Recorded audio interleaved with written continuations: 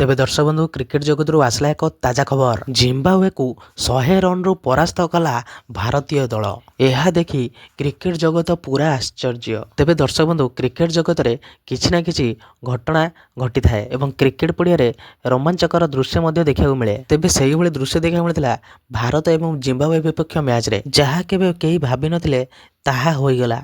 100 run रु जीतिला भारतीय दल। चेन्नई रो ग्राउंड रे कमाल करथिले भारतीय बैट्समैन एवं बोलर माने। चौका छकार वर्षा कले भारतीय बैट्समैन एवं बोलिंग रे कमाल कले भारतीय बोलर माने। तेबे हाँ दर्शक बंधु, जेउ अभिषेक शर्मा जमा पिटी पारुथलेनी, 4टी मैच रे फ्लॉप हेउथले, से एही मैच रे कमाल करदिले। जिम्बाब्वे बोलर मानकु एमिति छेचिले जे से 7 जमन जाए केबे भूली पारिबे नाही। केवल छक्का चौकार वर्षा आउ किछि नुहे। चारिआडू रन बरसिला अभिषेक को बैट रू। सेहीपरि सूर्य कुमार यादव जहां ट्रोल करा जाउथला, सोशल मीडिया रे गोटिए बाइट देवा द्वारा ताको बहुत ट्रोल करा जाउथला।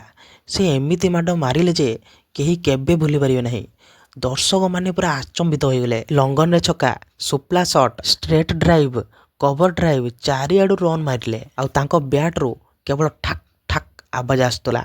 सी जो माड चारिआडू रन। आउ जेउ तिलक वर्मा टेस्ट मैच खेलुଥିଲେ, तांको बैट एमिति चलिला जे समस्ते आश्चर्य। दर्शक माने देखि पागला हो गले।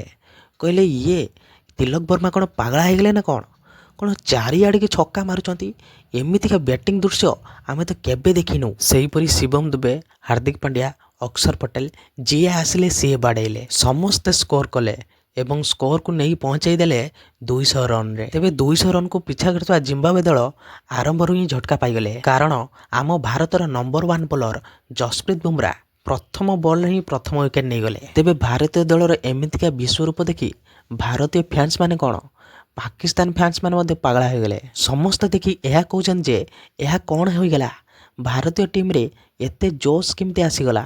बुमरा को परे अर्शदीप, शिवम दुबे एवं वरुण चक्रवर्ती विकेट नहीं चलिले एवं जिम्बाब्वे दल 100 रन रे ऑल आउट हो गला एवं 100 रन रे जीतिला भारतीय दल। डायरेक्ट सेमीफाइनल में पहुंचला भारतीय टीम। तेबे दर्शक बंधु, यह थिला मोर एक मनगढ़ा कहानी। जदि आपण माने सुनी टिके भी खुशी होई थांती ताहले कमेंट रे स्माइल इमोजी पठे दियंतु। तेबे यह जदि सतरे होंता ताहले केते मजा आसी जांता। आउ हाँ, दया करी मन को एवं मुंड को नेबेनी। तेबे एई बळी प्रकार वीडियो देखे पई आपण माने एही चैनल को सब्सक्राइब कर दियंतु। तेबे रहिली, जय श्री राम।